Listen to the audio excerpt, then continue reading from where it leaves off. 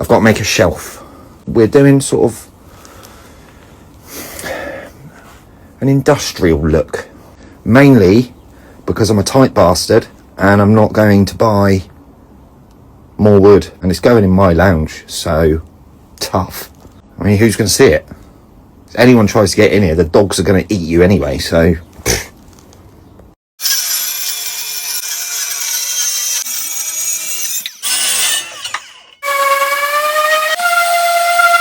make square cuts and it just glides in nicely and just sits there. No, no, no.